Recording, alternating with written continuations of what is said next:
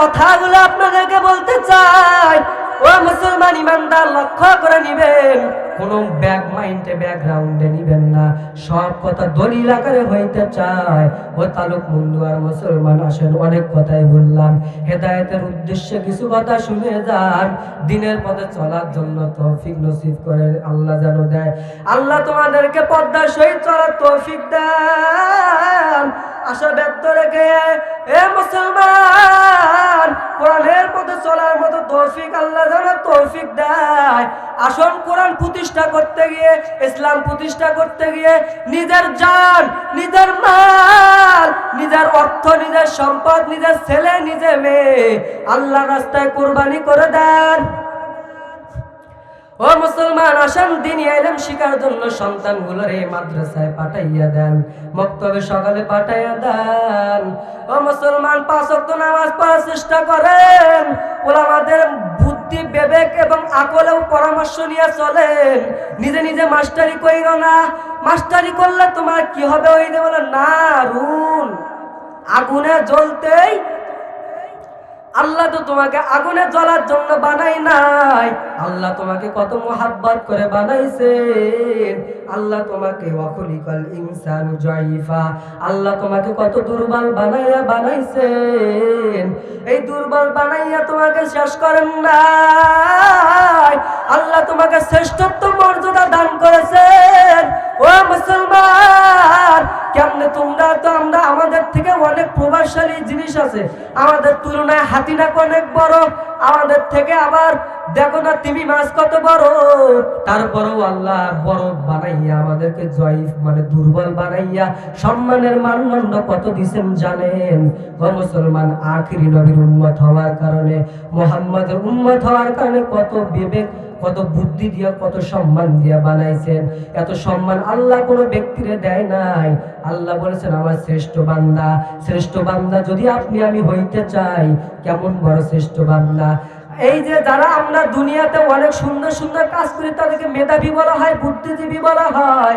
আল্লাহ তারপরেও আপনাকে আমাকে এত ন্যূনতম মেধার কাজ করার পর আপনাকে শ্রেষ্ঠ মেধাবী বলে ঘোষণা দেয় নাই। আপনার আমার তুলনায় তাকাইয়া দেখ। ও মুসলমান, আপনার তুলনায় তাকাইয়া দেখ। চড়ুই পাখি আল্লাহ বানাইছেন, চড়ুই পাখির মাথায় কত বুদ্ধি দিছেন। এই চড়ুই পাখি তাকায় দেখেন, তাল গাছে বাসা বাঁধে, খেজুর গাছে বাসা বাঁধে, কলা গাছে বাসা বাঁধে না, নারিকেল গাছে বাসা বাঁধে, আমের গাছে বাসা বাঁধে না। এত সুন্দর বিবেক বুদ্ধি আল্লাহ চড়ুই পাখির মাথায় দিছেন। কেন দিছেন? কারণ তাল গাছ কখনো সহস্রায় ভেঙে পড়বে না, নারিকেল গাছ কখনো বাতাসে ভেঙবে না। এই জন্য তারা নারিকেল গাছ, তাল গাছ, খেজুর গাছে বাসা বানায়। আর পরও চড়িয়া পাখিকেও একবার বলেন নাই শ্রেষ্ঠ জীব? আপনাকে বলেছেন শ্রেষ্ঠ জীব। এ মুসলমান, পিপিলিকাকে আল্লাহ শ্রেষ্ঠ জীব বানান নাই।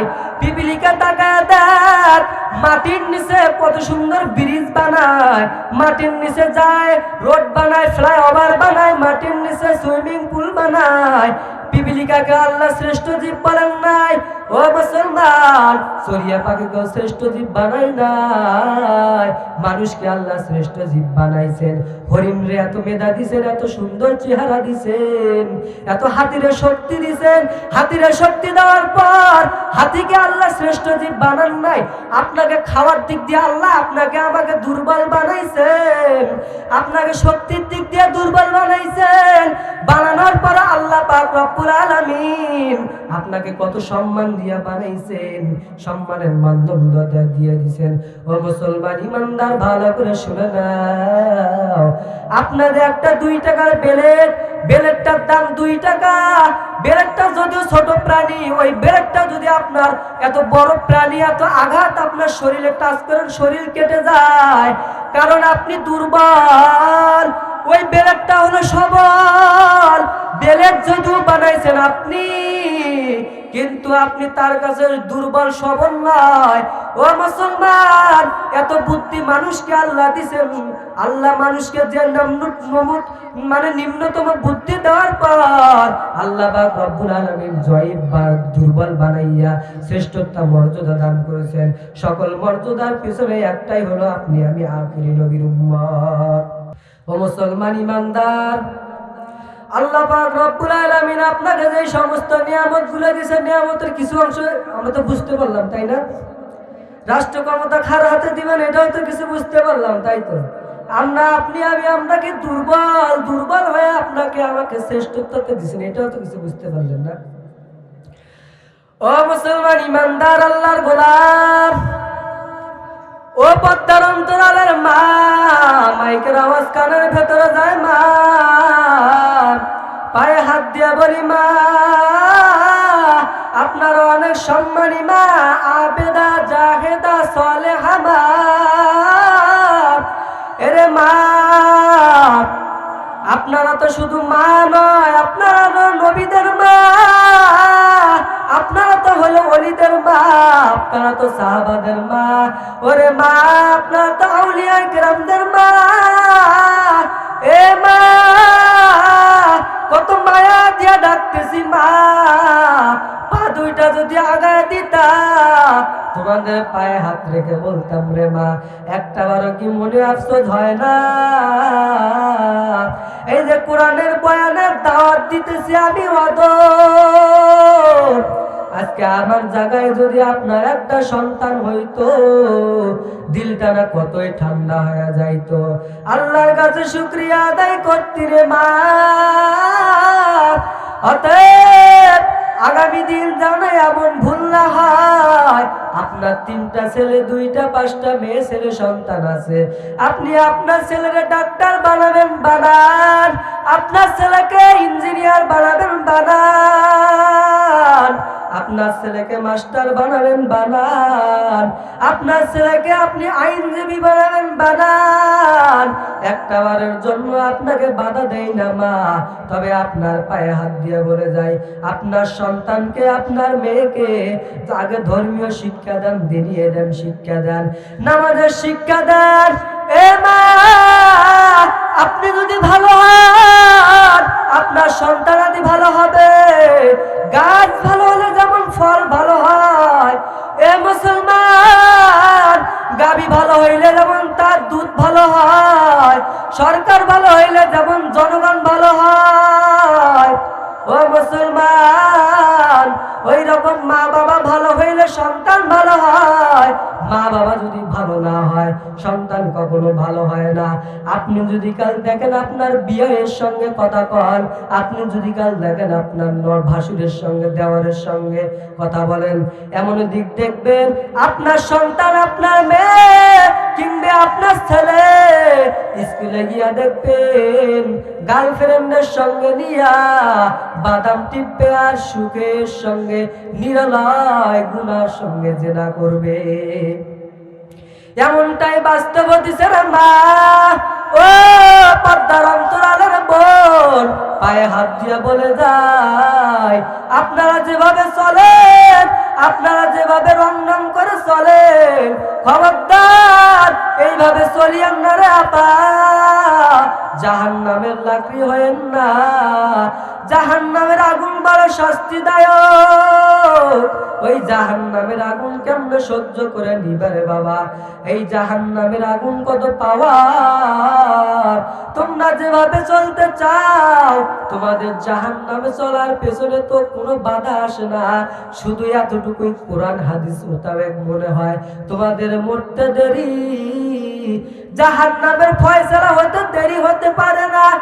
এমন ভাবে তোমরা চলাফেরা করতে চাও, ফুলফুলানো এমব্রয়ডারি করা জিন্স শার্ট প্যান্ট পরে চলো, মাথার চুল হেলে ঢুলে নিয়ে চলো, মাথাটারে যেমন ভাবে হেলে ঢুলে চলো। তোমরা তো কখনো সুশীল সমাজ উপহার দিতে পারবা না। কবি বলেছেন, তোমরা যদি আমাকে একটা মা দাও, আমি একটি শিক্ষিত সমাজ দেব। অতএব যারা আপনারা ওলামাদের কথা মেনে নিয়ে চলতে পারবেন না, যারা আপনার গার্জিয়ানের কথাবার্তা নিয়ে চলতে পারবেন না, অভিভাবকের আদেশ নিয়ে চলতে পারবেন না, তাদের হালাত জাহান্নামের হালাত। জাহান্নামে যদি যাইতে চান তাহলে আমাদের কথাগুলো মেনে নিয়েন না। আর যদি বলেন না না না, জাহান্নামের আগুন বড় মারাত্মক আগুন, জাহান্নামের আগুন সহ্য করতে পারবো না, অতএব শীঘ্রই তওবা করে দেন। তওবা করে আর ওই রকম ভাবে রাস্তায় চলাফেরা করিয়েন না রে বাবা।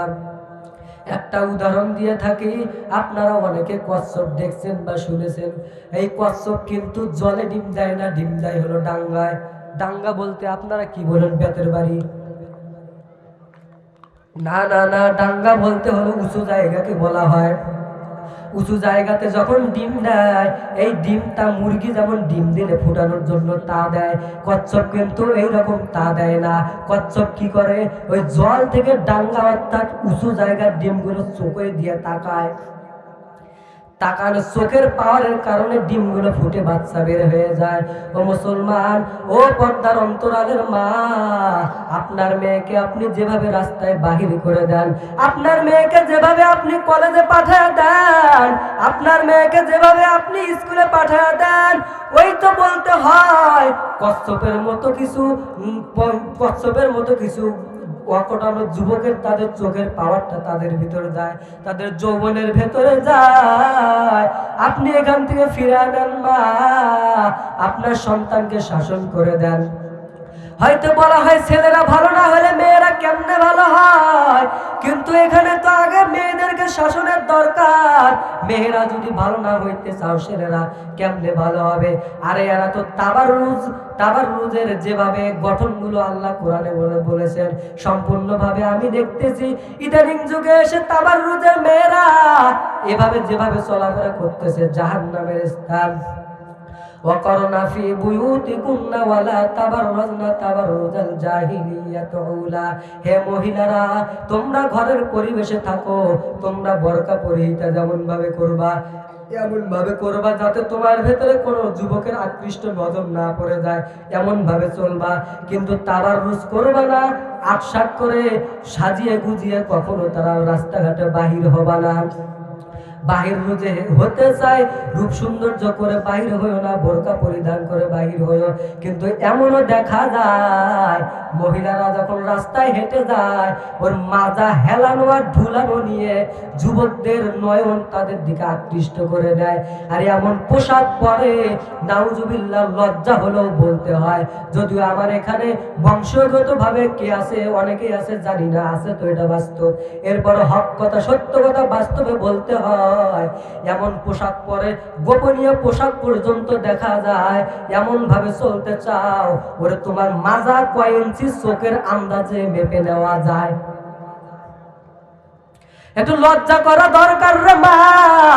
এ মা, কুকুরের এক হাত লেজ থাকার পরেও এরপর কুকুর লেজটা তার উপরের দিকে উঠাইয়া নেয়। হে মুসলমান, তাকায় দেখ, ছাগলের 4 ইঞ্চি লেজ থাকার পরেও লজ্জা স্থানটা ঢাকার চেষ্টা করে নেয়। আপনি কি কুকুরের থেকেও বড় খারাপ হইলেন না মা? এ মা, কুকুরের মতো হইও না, লজ্জা স্থানটা তুমি আবর্ত করে নাও, আবৃত করে নাও, ছাগলের মতো হয়ে যাও। এ মা, তোমার কাপড়ের আঁচল ঠিক করে নাও। আপনি যদি ঠিক না হতে পারেন, আপনার সন্তান ঠিক হবে না, আমিও ঠিক হতে পারবো না। এ মুসলমান ইমানদার, আজকে যুবক যুবতীর হালাতটা কি? আমি 2021 সালের ঘটনা, একটা বাস্তব ঘটনা বলে যাই। আমি কুড়িল বিশ্ব রোডে, ঢাকায় কুড়িল বিশ্ব রোডে ওয়েমার্স অ্যাপারেলস লিমিটেডে যখন চাকরি করতাম, 3 মাস মাত্র চাকরি করার পর সপ্তাহে একদিন জুমা নামাজ পড়ার জন্য সেই আমি যাইতাম কি লিংক রোড, গুদারাঘাট, সেই গুলশান মধ্যবাড্ডায়। ওখানে হাফিজুর রহমান সিদ্দিক কুয়াকাটা হুজুর নামাজ পড়াইতেন। ওখানে একদিন দেখেন যাওয়ার হালাতে কি হয়েছে, একটা মেয়ে হাফ প্যান্ট পরে, অথচ সে ইউনিভার্সিটিতে পড়ে, বসুন্ধরা ইউনিভার্সিটিতে পড়ে হাফ প্যান্ট পরে, মাথার চুল ছেড়ে দিয়া শুধু হাফ গেঞ্জি হলেও সম্ভব ছিল। মহিলা মানুষ হয়ে স্যান্ডেল গেঞ্জি গায়ে দিয়া বাজের ভেতর বসে গেছে। হঠাৎ করে বাজ অনেক জোরে ছাড়ছে, একটু কি বলে মাঝে মধ্যে তো উঁচু জায়গা থাকে না, ওটাকে না কি বলে, ওইটাই এমন একটা ঝাঁকি খাইছে, জায়গা তো নাই। হেল্পার ভাই বাজে লোক উঠাইতেছে। তা আমার সামনে যে মহিলাটা, বাজের সিট কভারটা হলো লাল, মহিলা মেয়েটার চুলও লাল।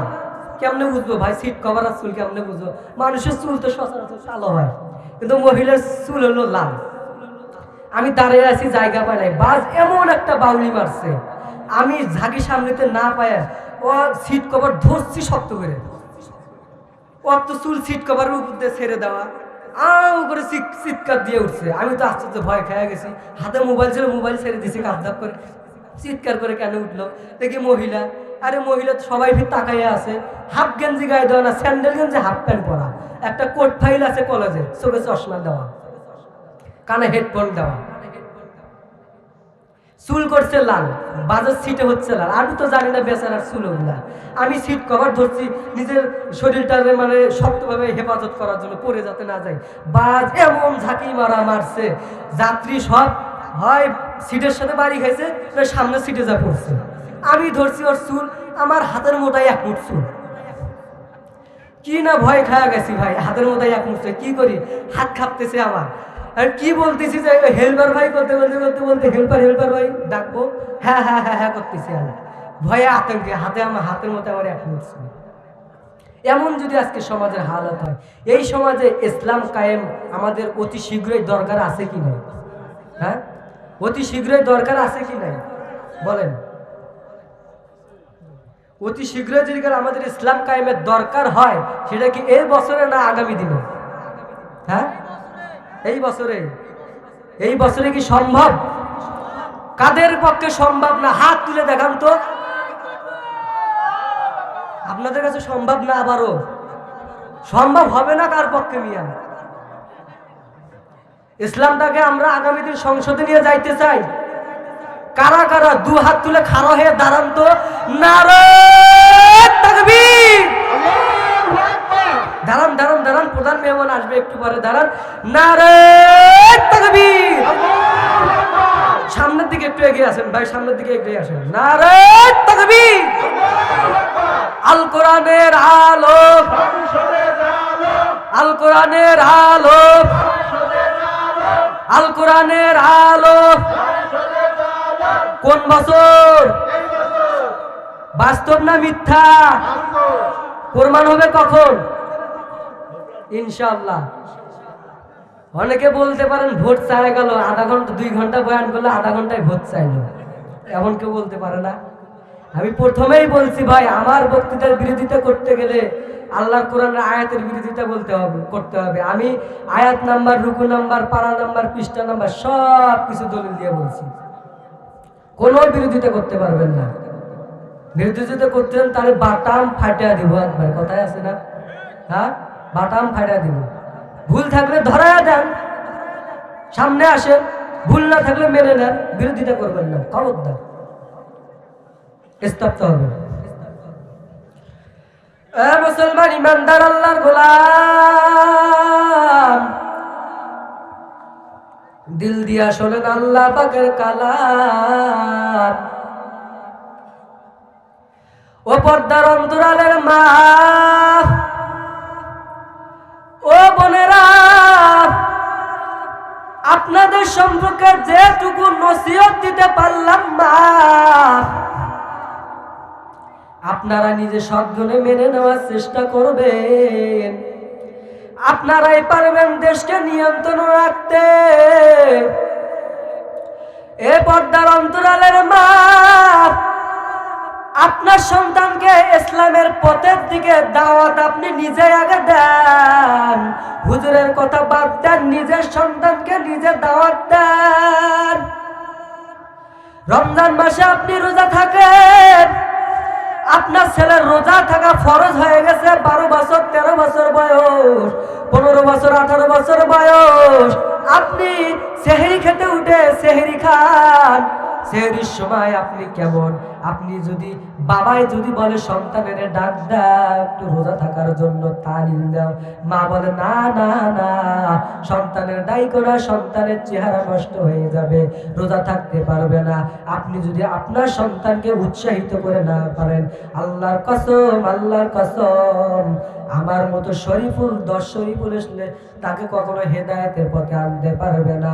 হেদায়েতের হেদায়েতের দায়িত্ব কিন্তু আমার হাতেও নাই, আল্লাহর হাতে। তবে আমি উপলক্ষ, আপনার সন্তানের লেখাপড়া যদি আপনি করাই, খরচ দেন, কিন্তু লেখাপড়া করাই যেমন একজন শিক্ষক, ঠিক এরকমই আল্লাহ যদিও হেদায়েত দিবে, কিন্তু তার মানদণ্ড হিসেবে, হেদায়েতের উপলক্ষ হিসেবে একজন রাখছেন আর উলামা ওয়ারাসাতুল আম্বিয়া।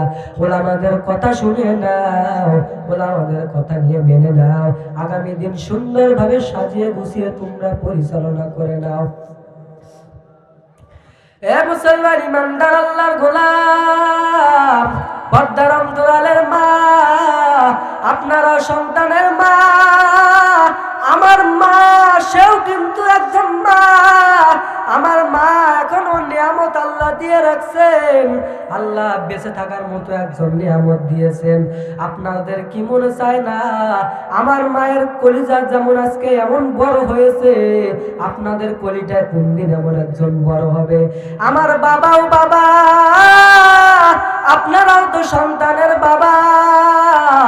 ওই মা বাবার কপালটা কতই যারা ধন্য, যেই মা বাবার সন্তানের কথা শুনে হাজার হাজার মানুষ বসে থাকে, যেই মা বাবার সন্তানের পেছনে দাঁড়াইয়া হাজার হাজার মানুষ নামাজের মুসল্লায় দাঁড়ায়, ওই মা বাবার কপালটা কতই যেন ধন্য। মা, এ মা, এ বাবা, আপনাদেরকে বলে যাই, আপনারা যে হালতে আছেন আসলে হালাতটা পরিবর্তন করে নেই। নবীর সুন্নাত মতো চলার তৌফিক আল্লাহ তাআলা যেন তৌফিক নসিব করে দেন।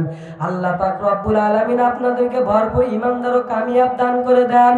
এ মুসলমান, সারা জীবন বয়ান শুনলা, এরপর দাড়ির উপর বেলেটটা ছেড়ে দেওয়া বাদ দিলা না।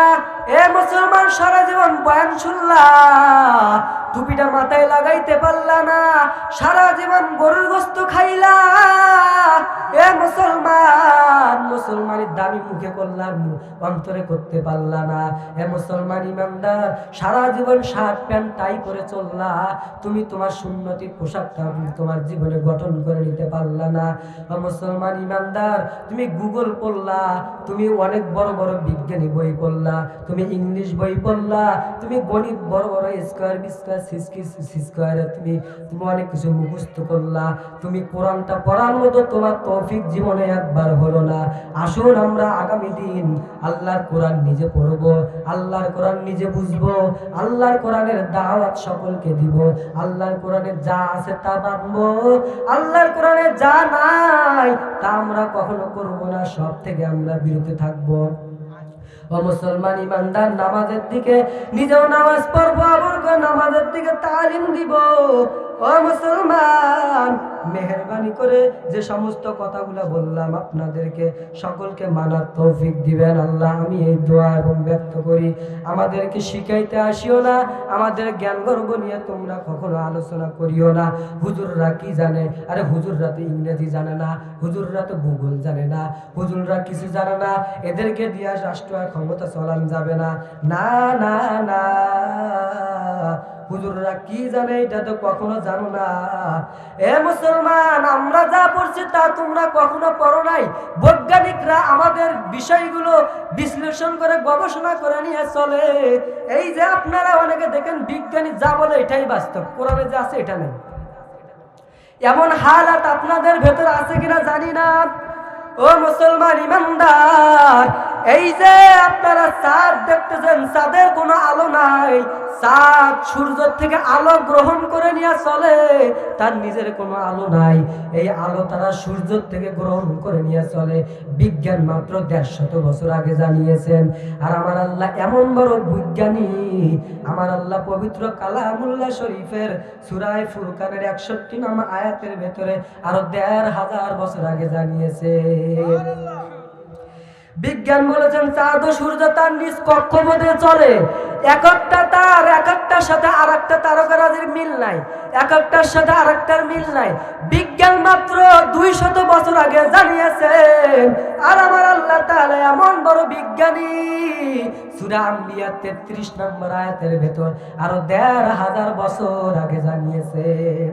ও মুসলমান, আমরা পিপিলিকা দেখি, এই যে আমরা যেমন আমাদের আত্মীয় স্বজন আছে, আমাদের বিবি বাল বাচ্চা আছে, আমাদের বাজার সদাই আছে, পিপিলিকারও এইরকম বাজার আছে, সদাই আছে, আত্মীয় স্বজন আছে।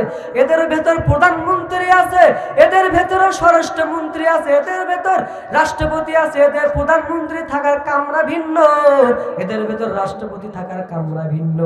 এই গবেষণা শুধু সূরা নমলের এই গবেষণা বিজ্ঞান মাত্র 79 বছর আগে গবেষণা করেছে। আর আমার আল্লাহ তাআলা এমন বড় বিজ্ঞানী, সূরা নমলের 17 এবং 18 নম্বর আয়াতের ভেতর আরো 1500 বছর আগে জানিয়েছেন। ও মুসলমান, এখানে আপনারা জানেন একজন প্রশাসনের 3 জন ভাই আছে এখানে উপস্থিত। প্রশাসনের ভাইরা যখন গুলি করে কোনো পাপিসার ব্যক্তিকে, ক্রস ফায়ার যখন করে, ওরা গুলি করার সময় ওরা দেখবেন যে গুলি করার সময় হাতের ভেতরে একটা রুমাল পেঁচায় নেয়। কারণ যে ব্যক্তি গুলি করবে তার হাতের ছাপটা রুমাল এই যে গুলিতে প্রমাণ হবে কে করছে, এইরকম যাতে না হয় তার আগে তারা একটা রুমাল পেঁচায় নেয়। এমন কথা, এইরকম কথা সূরায়ে আম্বিয়ার ভেতর, সূরায়ে ফুরকানের ভেতর 3 ও 4 নম্বর আয়াতের ভেতর রব্বে কায়নাত, রব্বে কাবা আরো 1500 বছর আগে জানিয়েছেন। এ মুসলমান, শুধু তাই নয়, 3116 বছর যে ফেরাউনের লাশ লোহিত সাগরে ডুবান খাইলো, ওই লোহিত সাগরে যাওয়ার পরে ওই ফেরাউনের লাশ যখন চুবান খাইলো, বিজ্ঞানী এগুলো নিয়ে গবেষণা করতে যাইলো যে কেন, বিজ্ঞানী গবেষণা করতো কেন ফেরাউন চুবান খাইলো। ওই ফেরাউনরা গবেষণা করতে করতে দেখলো এক পর্যায়ে কোরআনের ভেতরে সূরা ইউনূসের ভেতরে তালাশ করে দেখে এই ফেরাউন নিজেকে খোদাই দাবি করেছে, এই ফেরাউন নিজে আনা রব্বুকুমুল আ'লা বলে দাবি করেছে। এই ফেরাউন অনেক আল্লাহর সঙ্গে নাফরমানি করেছে, তার কারণে আল্লাহ পাক রব্বুল আলামিনকে 3116 বছর লোহিত সাগরে ডুবাইয়া মারছেন। এ কথাও কোরআনে বিজ্ঞান মাত্র 100 বছর আগে প্রমাণ করেছে। আমার আল্লাহ এমন বড় বিজ্ঞানী, সেই ঘটনার আরো 1500 বছর আগে নাজিল করে দিয়েছেন।